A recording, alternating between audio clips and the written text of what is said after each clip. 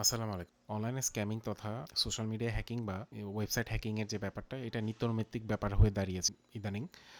Recently আমরা দেখেছি বেশ কিছু বড় বড় ইউটিউবার বা সোশ্যাল মিডিয়া ইনফ্লুয়েন্সার যারা, তাদেরও আপনার ফেসবুক পেজ বা ফেসবুক আইডি হ্যাক হয়ে গিয়েছে।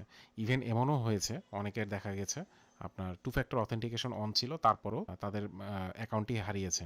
আসলে এই ধরনের যে স্ক্যামিংগুলো হয়, এই স্ক্যামিংগুলোকে আসলে বলা হয় ফিশিং টাইপের স্ক্যামিং। এটা আসলে ছড়ায় আসলে বিভিন্ন আজে বাজে লিঙ্কের মাধ্যমে।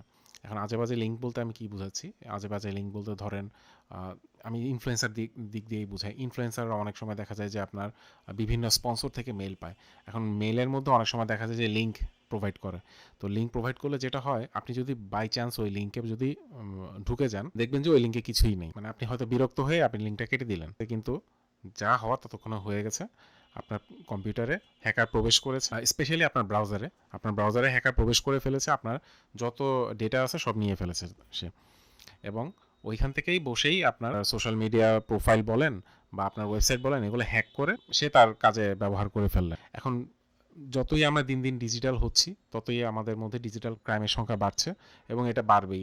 এখন আসুন আমরা জেনে নিই আমরা কিভাবে এইগুলো প্রতিকার করতে পারি। প্রথমত আপনাকে যেটা করতে হবে, আপনি কখনোই কোনো লিঙ্ক, সেটা যেই হোক, যেই আপনাকে এই লিঙ্কগুলো দিক, কখনোই কোনো লিঙ্কে ডিরেক্টলি প্রবেশ করবেন না।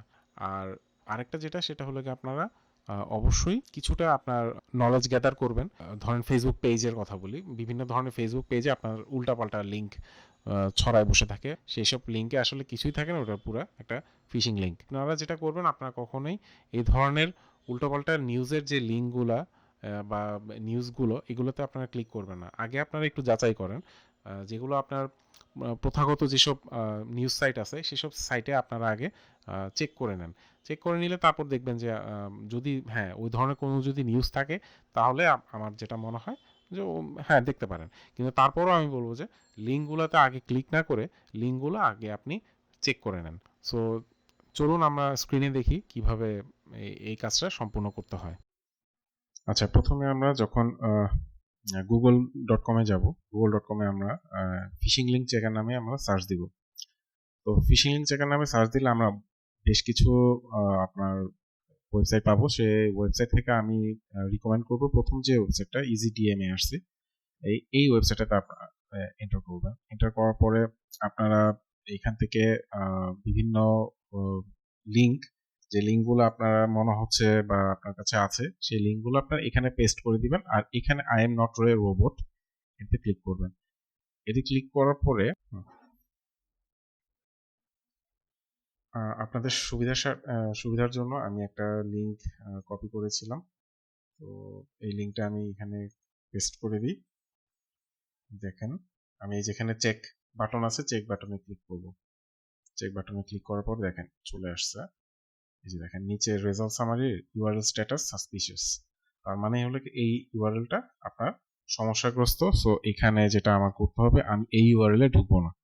ঠিক আছে? সো সাসপিশিয়াস লেখাটা যদি আসে, সো আমি এই ধরনের ইউআরএল পারতপক্ষে পরিহার করব বা অ্যাভয়েড করব। সো স্ক্রিনে এতক্ষণ আমরা যেটা দেখলাম, কিভাবে একটা ফিশিং লিঙ্ক চেকিং ওয়েবসাইট থেকে যেসব লিঙ্ক, যে কোনো লিঙ্ক আমরা খুব সহজেই আপনারা চেক করে নিতে পারি এবং চেক করে আমরা দেখতে পারি এটা কি আসলে ফিশিং লিঙ্ক অথবা এটা কোনো ওকে লিঙ্ক। সো ফিশিং লিঙ্ক থাকলে সেটা অবশ্যই আপনার সাসপিশিয়াস দেখাবে। তো সাসপিশিয়াস যদি দেখায়, অবশ্যই আপনারা ওইটাতে ঢুকবেন না। সো আশা করব আমি আমার এই ভিডিওটি আপনাদের কাজে লাগবে। যেহেতু এখন ডিজিটাল যুগ চলছে, ডিজিটাল যুগে আপনাকে একটু ডিজিটালি সচেতন হতে হবে। সো ভিডিওটা যদি ভালো লেগে থাকে একটা লাইক দিবেন আর সাবস্ক্রাইব করে সাথে থাকবেন। ধন্যবাদ।